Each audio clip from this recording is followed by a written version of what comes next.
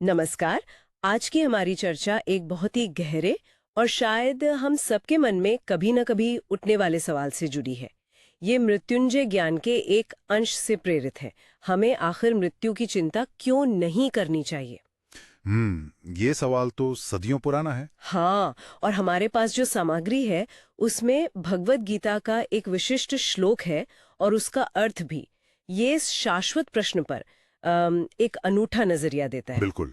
तो चलिए इस गहरे विचार की परतों को खोलने की कोशिश करते हैं। प्रस्तुत है भगवद गीता का ये श्लोक। देहिनोऽस्मिन् यथा देहे कौमारम यौवनम जरा तथा देहांतर प्राप्तिर धीरस्तत्र न मुह्यति। तो ये श्लोक आत्मा और शरीर के बीच का जो रिश्ता है हाँ। उसको समझने की एक तरह से कुंजी देता है। हाँ। इसका सीधा सा अर्थ है हाँ। कि देहिना यानी आत्मा। आत्मा। हाँ। हाँ, आत्मा। हाँ। अस्मिन देह यानी इस शरीर में जैसे कौमारम यौवनम जरा राइट। मतलब बचपन, जवानी और बुढ़ापे से गुजरती है। राइट। ठीक उसी तरह तथा देहांतर प्राप्तिर मृत्यु के बाद वो बस दूसरा शरीर प्राप्त कर लेती है। अच्छा, ये शरीर की अवस्थाओं वाला उदाहरण, ये तो कितना सटीक लगता है ना। हाँ बिल्कुल। बचपन, जवानी, हाँ। बुढ़ापा, ये बदलाव तो हम सब महसूस करते हैं, अपनी आंखों से देखते भी हैं। शायद इसीलिए ये तर्क इतना प्रभावशाली लगता है, क्योंकि ये जाने पहचाने अनुभव पर आधारित है। बिल्कुल बिल्कुल। ये उदाहरण क्या करता है कि मृत्यु जैसी जो बड़ी और अक्सर डराने वाली घटना है उसको सामान्य बिल्कुल प्राकृतिक बदलावों के क्रम में रख देता है। जैसे बचपन का जाना जवानी का आना है और जवानी का जाना बुढ़ापे का। वैसे ही इस शरीर का जाना वो अगले शरीर का पाना है। और देखिए, महत्वपूर्ण बात यह है कि इन सभी अवस्थाओं में, बचपन में, जवानी में, बुढ़ापे में, जो अनुभव कर रहा है वो मैं यानी आत्मा, वो तो वही रहती है। अच्छा। बदलाव तो शरीर में हो रहा है, आत्मा में नहीं। ये एक निरंतरता का एहसास दिलाता है। और श्लोक के आखिर में कहा गया है, धीरस्तत्र न मुह्यति।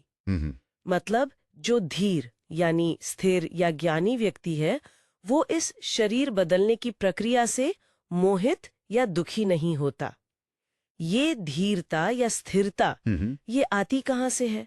क्या ये सिर्फ इस तर्क को मतलब बौद्धिक रूप से समझ लेना काफी है, या इसमें कुछ और गहरा है? नहीं, ये बहुत अच्छा सवाल पूछा आपने।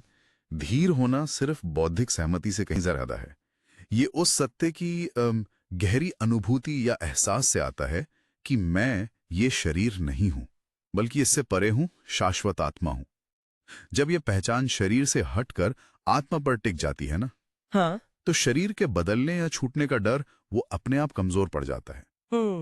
मोह यानी जो अटैचमेंट है या भ्रम है, वो इसी गलत पहचान से पैदा होता है कि हम ये नश्वर शरीर हैं। धीर व्यक्ति इस भ्रम से मुक्त होता है, इसीलिए वो विचलित नहीं होता। ये एक मनोवैज्ञानिक और कह सकते हैं आध्यात्मिक स्तर का बदलाव है। तो अगर इस नजरिए को कोई सच में आत्मसात कर ले, मतलब पूरी तरह अपना ले, तो मृत्यु का भय शायद सचमुच खत्म हो सकता है। हाँ, मिट जाने के विचार से जुड़ा होता है।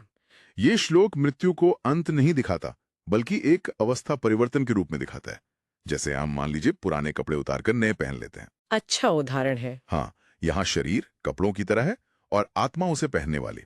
लेकिन देखिए, ये भी सच है कि इस ज्ञान को समझना एक बात है, और जीवन की जो वास्तविक सच्चाइयां हैं, खासकर जब कोई अपना प्रियजन गुजरता है, उस समय इस समझ पर टिके रहना और भावनात्मक रूप से स्थिर रहना, वो दूसरी और कहीं ज्यादा चुनौतीपूर्ण बात है। सही कहा। इसके लिए निरंतर अभ्यास और चिंतन की जरूरत पड़ती है। ये वाकई एक बड़ा मनोवैज्ञानिक बदलाव है, अपनी पहचान को इस नश्वर शरीर से हटाकर उस शाश्वत आत्मा पर केंद्रित करना। यानी ये श्लोक हमें जीवन और मृत्यु को एक बड़े कैनवस पर, एक वृहद परिप्रेक्ष्य में देखने का न्योता देता है। हाँ। शरीर एक पड़ाव की तरह है, आते जाते रहते हैं, पर चेतना या आत्मा का जो मूल सफर है वो जारी रहता है। बिल्कुल। इस पूरे विचार का सार यही है, आत्मा की नित्यता और शरीर की अनित्यता को स्वीकार करना। परिवर्तन सृष्टि का नियम है ना? जन्म और मृत्यु उसी नियम के अभिन्न अंग हैं। जो ज्ञानी या धीर हैं, वो इस परम सत्य को समझकर जीवन के जो अनिवार्य दुख हैं, जैसे मृत्यु के कारण होने वाला शोक और मोह, उसके असर से वो अपेक्षाकृत मुक्त हो जाता है। वो मृत्यु को अंत नहीं समझता, बल्कि यात्रा का एक मोड़ समझता है। ये वाकई सोचने वाली बात है। अगर आत्मा का ये सफर शरीरों के आर पार ऐसी ही निरंतर चलता रहता है और हम इस जीवन के अनुभवों से सीखते भी हैं, तो क्या ये सीख या अनुभव ये भी आत्मा के साथ किसी रूप में आगे बढ़ते हैं? इस अंतहीन यात्रा का वास्तविक स्वरूप कैसा होता होगा? ये सवाल शायद हमें अपने अस्तित्व के अर्थ और उद्देश्य को और गहराई से टटोलने की दिशा में ले जा सकता है।